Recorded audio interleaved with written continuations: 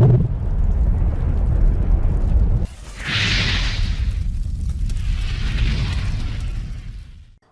what's going on, guys? JCoon Prime here with another video, and this one I want to talk about the most recent beta that closed over the weekend, and that is Jump Force. Jump Force is an arena-style fighting game that brings characters from the widely popular Shonen Jump animes like Naruto, Bleach, Dragon Ball Z, One Piece, and many others together in a 3-on-3 slugfest. So I wanted to take some time and talk about my experience with this beta, as well as some of the things I really liked and some of the things I really didn't like at all. First, a brief breakdown of how the game plays.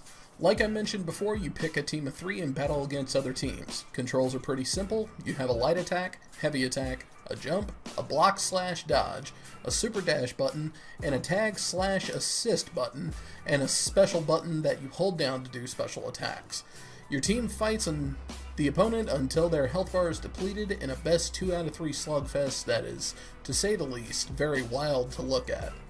Now, a couple of things I'm going to point out are going to not only be a pro category, but also in the con category. This is a beta, so I don't expect things to be perfect, but if you don't point them out, then you run a strong chance of things not being fixed when come time for the full release. So let's talk about the pros. The visuals. This game is pretty. Almost too pretty. The attention to detail on the characters is intense. Almost too intense. Having anime characters looking realistic is a little off-putting, but according to what I've been reading about this game, is that the story is going to involve these characters crossing over into the real world, so I'm being a little forgiving on this issue. Because even with the bizarre look, everything still looks amazing.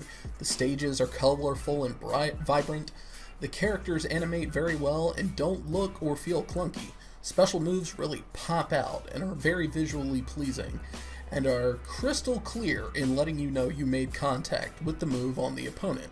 Which leads me to the second pro of the game, which is the controls. The game is very easy to pick up. My biggest gripe about the Soul Calibur 6 beta was the fact that if you didn't have a background in the game already, there was nothing in the beta to reference moves or how to do things except going online and trying things out, all the while some Olympic level tryhard kicked the ever-loving crap out of you. This is something Jump Force did right.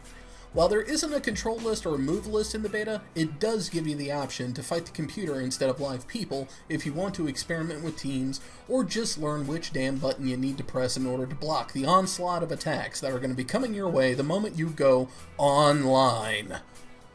Now, I know this is a closed beta, so only a set amount of people were on this bad boy, but I have to admit, for the most part, other than a crunchy Wi-Fi match here and there near the end of the beta's time slot, matches felt very, very smooth. You weren't waiting long to get into matches, and once you were in them, it didn't feel like you were fighting any kind of delay, even though this game runs on a delay-based netcode. Bandai Namco seems to have this down to a science at this point, so basically, I'm gonna give credit where credit is due. Good job, Bandai. Just good job. But everything good, there's always something bad, so let's go ahead and get started on the cons with the visuals. Remember how I said there were going to be things in both categories? Well, here we are. While everything looks pretty and wild, the visuals are almost too wild. There are several situations where you completely lose track of what's going on because everything is at the speed of what the fuck? The camera can have a very hard time keeping up with things to the point that it took several attacks to the face for free because the camera was trying to catch up with the fight between me and the other guy that I didn't know if I should be blocking or not. My biggest gripe about the visuals, though, is that every character has a charge-up animation that is so big and over the top that when you're charging, you can completely lose sight of the opponent and what he's doing on the other side. Now, this could be something they did deliberately to make charging up more of a gamble, since the game is very meter dependent, but nevertheless, it was highly annoying to lose a round due to me trying to charge up and not being able to see that the opponent has dashed up to me and decided to go Kaioken level 50 on my ass at point blank range. Which wouldn't happen if it wasn't for the controls. This game is too simplistic. Like, seriously. I lost count how many times I just sat there and mindlessly mashed one button the entire match and just routed people.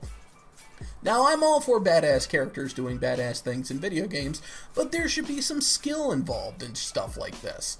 Literally every special move in the game is done by holding down the right trigger and just hitting a button. Like, literally no effort required. And while the game is great at letting you know when you hit someone, it fails in letting you know whether or not someone dodged. And if you miss with a special move in this game, get prepared to get mollywopped with a Spirit Bomb or a Tailed Beast Bomb for your trouble that will obliterate your health bar by at least half due to special moves having so much recovery. But then again, this is also something that could possibly be done on purpose in order to make it more of a gamble. And if so, they must be looking at fights going incredibly fast due to the small health bars and high damage. So your team of 3 share a single health bar. Okay. This honestly isn't that big of a deal, but the amount of damage that specials can dish out, I see becoming a problem later on. I had matches where I had KO'd an opponent in less than a minute. I would say that you could give each character their own health bar, but I feel that it could make fights go way too long, like how Dragon Ball FighterZ has that issue sometimes. So I think the better approach would just be scale the damage back a little bit so the matches can go on longer. But with all that being said, here are my final thoughts. I ultimately think Jump Force will be an awesome game, casually. I really feel that with how simple that game is and how inviting the mash first, ask questions later mentality is in this game, the game's not really going to see any love whatsoever in the competitive world. Which is sad because I feel like arena fighters don't get the kind of love they deserve in the competitive world sometimes.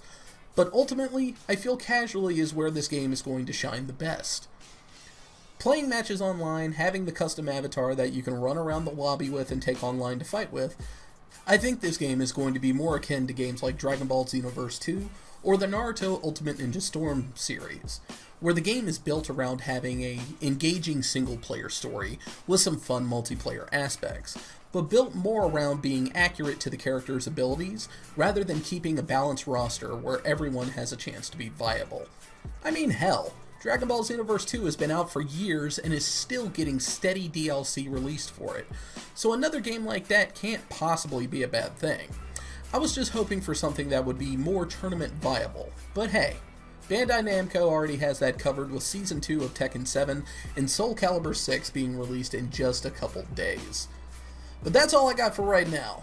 If you were a part of the Jump Force beta, let me know what you thought about it in the comments down below. And as always, if you like what you watched, please hit that subscribe button and leave a thumbs up, as it really helps out the channel and lets me know what kind of content you enjoy watching from me. Thank you very much for watching, and I'll see you guys later.